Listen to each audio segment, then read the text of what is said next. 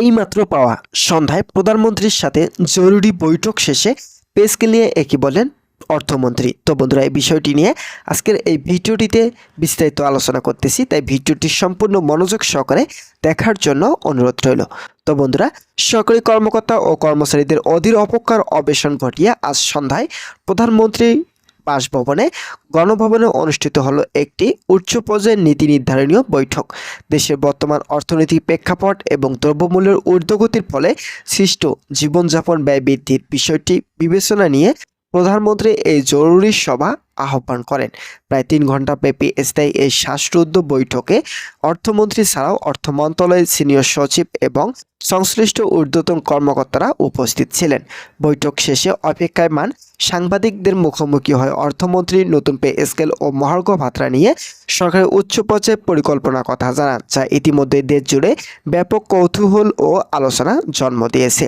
বৈঠকের শুরুতে প্রধানমন্ত্রী দেশের সামষ্টিক অর্থনীতির বর্তমান অবস্থা এবং সাধারণ মানুষের ক্রয় ক্ষমতা নিয়ে বিশদ আলোচনা করেন।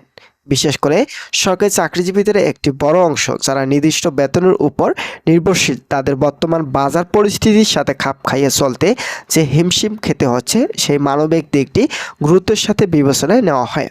অর্থমন্ত্রী সাংবাদিকদের জানায় যে প্রধানমন্ত্রী স্পষ্টভাবে সরকারি কর্মচারীদের সুযোগ সুবিধা বৃদ্ধির বিষয়ে ইতিবাচক মনোভাব প্রকাশ করেছেন, তবে বিশ্ববাজার অস্থিরতা এবং অভ্যন্তরীণ মুদ্রাস্ফীতির কথা মাথায় রেখে সরকার এমন কোনো হঠকারী সিদ্ধান্ত নিতে চান না যা দেশের সামগ্রিক অর্থনীতির উপর বিরূপ প্রভাব ফেলতে পারে।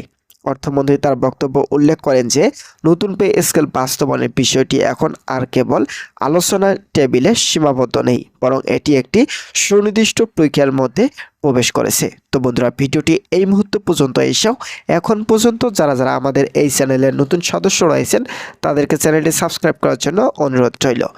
সাংবাদিকদের পক্ষ থেকে নতুন পে স্কেল ঘোষণার নির্দিষ্ট তারিখ জানতে চাওয়া হলে অর্থমন্ত্রী অত্যন্ত বিচক্ষণতার সাথে উত্তর দেন।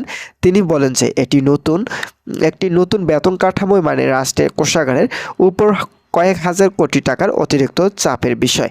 এই বিশাল অঙ্কের যোগান নিশ্চিত করতে বাজেটের অভ্যন্তরীণ উৎসগুলো নিয়ে আজ দীর্ঘ সময় ব্যয় করা হয়েছে। তিনি আরও জানান, সরকার পে স্কেল নিয়ে যে কমিটি গঠন করার কথা ভাবছে তারা ইতিমধ্যে প্রতিবেশী দেশগুলোর বেতন কাঠামো এবং আন্তর্জাতিক মানদণ্ড যাচাই করেছে। তবে পূর্ণাঙ্গ পে স্কেল বাস্তবায়নে কিছুটা প্রশাসনিক ও কারিগরি সময় প্রয়োজন হওয়ার কারণে অন্তর্বর্তীকালীন সময়ে কোনো বিশেষ ইনক্রিমেন্ট বা মহার্ঘ ভাতা দেওয়া যায় কিনা তা নিয়েও আজকের বৈঠকে প্রধানমন্ত্রীর সাথে বিস্তারিত আলাপ হয়েছে। অর্থমন্ত্রীর কথায় ইঙ্গিত পাওয়া গেছে যে খুব শীঘ্রই মন্ত্রিপরিষদ সভায় এ বিষয়ে একটি চূড়ান্ত খসড়া প্রস্তাব পেশ করা হতে পারে। তো বন্ধুরা, অর্থমন্ত্রী সরকারি কর্মচারীদের জন্য আরও বলেন, নতুন এই বেতন কাঠামো গ্যাজেট বা প্রজ্ঞাপন তৈরির কাজ ইতিমধ্যেই শুরু হয়েছে। এবারে পে স্কেলের বিশেষ বৈশিষ্ট্য হলো নিজ গ্রেডে কর্মচারীদের জীবন ধারণের খরচ বিবেচনা নিয়ে তাদের জন্য আনুপাতিক হারে অধিকতর সুবিধা নিশ্চিত করা হয়েছে। এছাড়াও পেনশনভোগী সাবেক কর্মকর্তাদের ক্ষেত্রেও ইতিবাচক কোনো পরিবর্তন আসছে কিনা তা নিয়ে নীতি নির্ধারণীয় পর্যায়ে আলোচনা চলছে। বক্তব্য শেষ পর্যায়ে অর্থমন্ত্রী সরকারি কর্মচারীদের ধৈর্য ধরার আহ্বান জানিয়ে বলেন, এই সরকারের সর্বদা জনগণের পাশে ছিল এবং থাকবে। তিনি আরও যোগ করে যে বেতন বৃদ্ধি ঘোষণা দেওয়ার সাথে সাথে যাতে অসাধু ব্যবসায়ীরা বাজারে কৃত্রিম সংকট তৈরি করতে না পারে সেদিকেও সরকারের নজরদারি বাড়ানোর নির্দেশনা দেওয়া হয়েছে।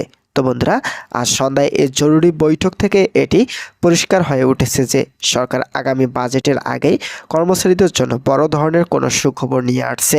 অর্থমন্ত্রী এই বক্তব্যের পর থেকে সারা দেশের সচিবালয় সহ মাঠ পর্যায়ে সরকারি দপ্তরগুলোতে এক ধরনের স্বস্তি ও আশার সঞ্চার হয়েছে। প্রধানমন্ত্রীর সরাসরি তদারকি এই প্রক্রিয়া চলমান থাকায় সরকারি কর্মচারীরা এখন চূড়ান্ত প্রজ্ঞাপনের প্রহর গুনছেন।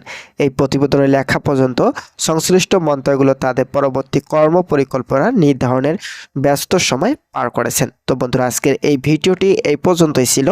আশা করছি আজকের এই ভিডিওটি থেকে অনেক উপকৃত পেয়েছেন। যদি কোনো ধরনের উপকৃত পেয়ে থাকেন তাহলে অবশ্যই চ্যানেলটি সাবস্ক্রাইব করে পাশে থাকার বেল আইকনটি অল করে রাখার জন্য অনুরোধ রইল। ধন্যবাদ সকলকে।